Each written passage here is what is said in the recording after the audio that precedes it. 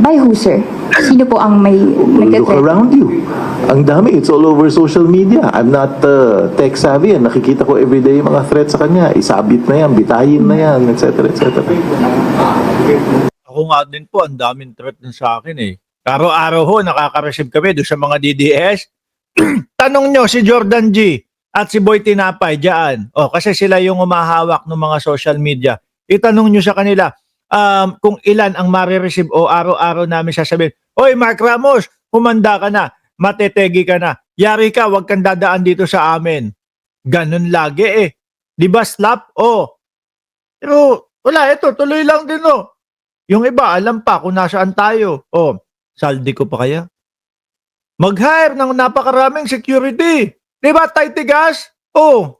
Virtually, sir, at least. Virtually? What does that mean? Via Zoom. Online. You will attend online. Baka ang tinutukoy ho nila, mga kababayan, yung mga basher po, no? Yung mga naghahagilap at naghahanap kasi nanggigigil po kay Saldi ko, ayaw lumabas, ayaw magpakita. Ah, If siya? he will. Kasi, sir, I believe there's a quotation that flight is an indication of guilt. So, if ever ba willing po siyang humarap para at least marinig din ng taong bayan yung Okay. side niya. Okay, number one, wala pang criminal case against him. As far as I know, wala pang criminal accusation. Number two, yung flight is an indication of guilt is a misused term. Hindi yan ang ibig sabihin yan if you look at its history under US federal law. Yes, sir, ganun yan. Ano? ganun yan kasi kung ako si Saldi ko at ako yung pinagbibintangan na number one sangkot dyan sa mga ghost project na yan, tapos alam ko sa sarili ko na hindi, kahit man lang yung ganito, kung saan man siya, kung saan man ang kinaroroonan niya, ipapaliwanag ko na yan. Di ba? Kung ang sinasabi po, boss, nung kliyente nyo, na kasi merong banta sa kanyang buhay. O ano ba naman yung marinig namin siya? No, mag-live siya. Malamang sa alamang kapag account ni Saldi ko sa Facebook, sa YouTube, or kung whatever man, tapos nakita naka-live si Saldi ko at nagpapaliwanag, malamang yan, makikita ng taong bayan. Bakit wala man lang ganun? No? Bakit wala man lang ganun, boss? Di ba? Ayan hindi na kailangan umuwi ng Pilipinas. Mag-live siya. Para ipaliwanag yung sarili. Kung ako aapurahin ko na makapagpaliwanag ako, alam ko itong binibintang nila sa akin Hindi naman totoo yan O sige, anak, hindi ako marunong gumamit ng laptop. No, paki-open mo nga yung laptop para sa akin. Ganun. Di ba? I'll discuss that with you privately. Masyado mahaba. Sige, sir. But outdated yung, misused and outdated yung concept. Ipaliwanag mo. Hindi, kailangan ipaliwanag mo para masabi na yung flight is a sign of guilty na hindi na-apply yan kay Saldi ko. Sir, paliwanag mo. Ayan. So, would you say he's not Para sa atin, guilty pa din, no? Na maituturing. Yan po talaga ang iisipin Guilty si Saldi ko kaya nagtatago, mga bossing. Yan ang iisipin po talaga ng mamamayang Pilipino at hindi kayang baguhin yan. Nung sasabihin mo na, flight is a sign of guilty, misuse na yan kasi mga sinauna pa yan. Tas hindi mo naman pinaliwanag kung bakit misuse na at hindi na dapat ginagamit yon. Di ba? hindi siya tumatakas, basically? No. Kasi Hannah, Tago lang remember that he flew out for medical reasons way before this whole thing blew up. Diba? When did this blow up? After Medical reason lang naman pala Grabe Nung pumutok na po yung mga flood control, nung pumutok na po yung mga ganitong mga issue mga kababayan, like ghost project, biglang nagkasakit na itong si Saldi ko. the SONA, he flew out as early as February, I think. So hindi siya tumakbo. Let's get that clear.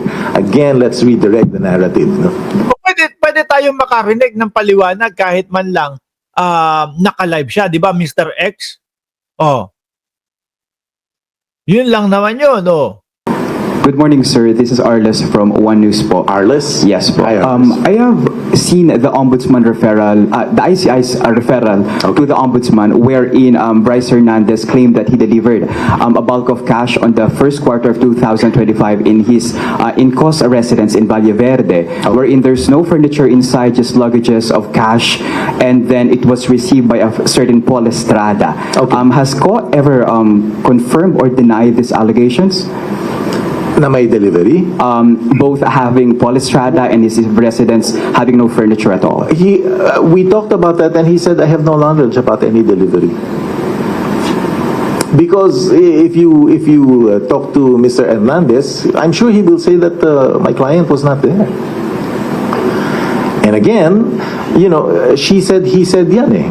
Because he says that he delivered it, and yet he admits to what, owning a Ferrari, a Lamborghini, everything else. And the Representative Ko is just saying, no such thing. Walang nangyaring ganyan. So who do you believe? But on the latter part of the Pwedeng ganon.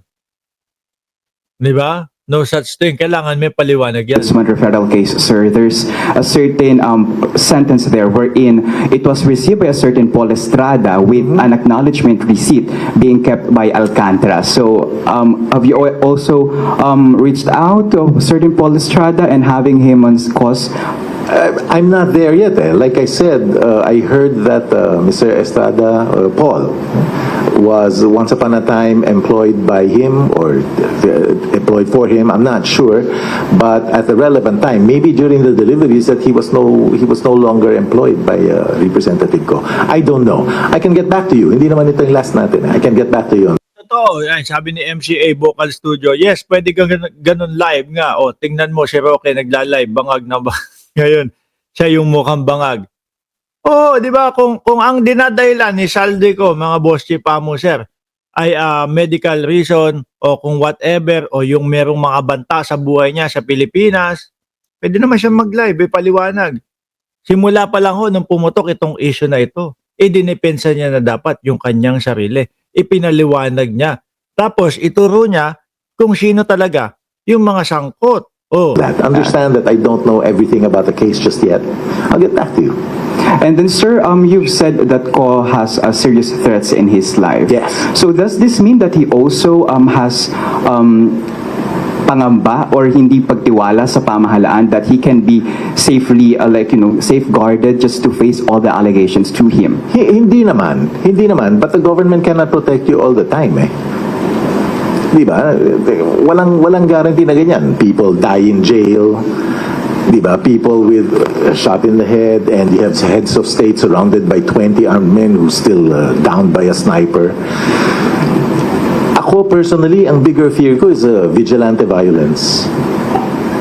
Because nga everyone hates him. That's the reason I'm here. Again, no, I don't litigate in the media, but the reason I'm here is because maybe we can Banta sa buhay ni Saldico, kaya daw hindi lumalabas. At ang iniisip ni attorney ay vigilante killing. we can tone down the temperature, we can lower it a little bit, because personally I'm deathly afraid of vigilante violence. Someone who thinks that he's a moral guardian of the Filipino people will just take a palpik and shoot him anywhere. Ako parang hindi naman ganun kadali makalapit kay Saldico, boss. Ganun-ganun lang ho ba yun? Kumbaga merong isang netizen o isang citizen ng Pilipinas, tapos papaltikin lang ho. Alam nyo yung ibig sabihin ng paltik, mga kababayan? O, yung mga barel na gawang danaw, yung mga ganun, no, di ba?